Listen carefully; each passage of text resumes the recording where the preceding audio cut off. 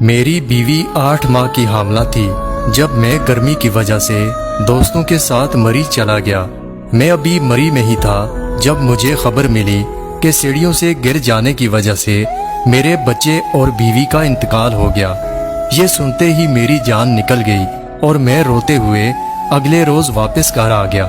تب امی نے مجھے بتایا کہ بیوی اور بچے کو دفنا دیا گیا۔ میں بہت رویا تھا۔ اب میں روز شام کو اپنی بیوی اور بچے کی قبر پر جاتا۔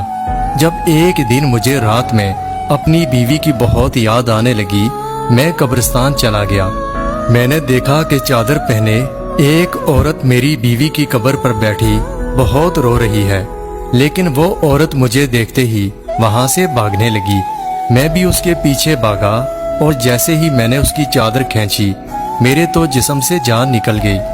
دل کرتا ابھی زمین پھٹے اور میں اس میں دفن ہو جاؤں، کیونکہ میرا نام حمید ہے اور میں ایک انجینئر ہوں۔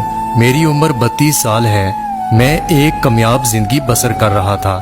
میں کراچی کا رہنے والا ہوں، لیکن میٹنگ کے سلسلے میں دوسرے شہر جانا ہوتا، کیونکہ جس کمپنی میں میں جاب کرتا ہوں اس کی دوسری برانچ دوسرے شہر میں ہے۔ میں ایک شادی شدہ مرد ہوں۔ میری بیوی کا نام سائمہ ہے۔ سائمہ اور میری ملاقات ایک بزنس میٹنگ میں ہوئی۔ وہ بھی ایک انجینئر ہے اور ہماری کمپنی کی دوسری برانچ جو کہ لاہور میں تھی، میری بیوی وہاں جاب کرتی تھی۔ 2 سال پہلے جب میں لاہور گیا تو وہاں میری ملاقات سائمہ سے ہوئی۔ پھر ہماری دوستی اور پھر دوستی محبت میں بدل گئی۔ تبھی ایک روز مجھے سائمہ کا فون آیا۔ میں اس وقت کراچی میں تھا۔ اس نے روتے ہوئے مجھے بتایا کہ اس کی امی اور بھائی اس کا نکاح کر رہے ہیں۔ وہ بہت رو رہی تھی اور اس کی یہ بات سنتے ہی میں بھی پریشان ہو گیا۔ اپنی محبت کو کسی اور کے نام ہوتا دیکھ کر میں طیش میں آ گیا اور سب سے پہلے اپنی امی سے بات کی۔ امی کے چہرے کا رنگ بالکل بدل گیا۔ وہ کہنے لگی کہ تمہیں شرم آنی چاہیے اپنی شادی کی بات کرتے ہوئے۔ 3 جوان بہنیں گھر پر ہیں اور تم اپنی شادی کی بات کر رہے ہو۔ اس لڑکی سے کہو کہ وہ 5 سال انتظار کرے، اس سے پہلے میں تمہاری شادی نہیں کروں گی۔ امی کی یہ بات سنتے ہی میں حیران ہوا، کیونکہ اس وقت میں 25 سال کا تھا۔ میں نے امی کو سمجھایا کہ بہنوں کی ذمہ داریاں پوری ہو جائیں گی، لیکن سائمہ کی شادی کہیں اور ہو جائے گی۔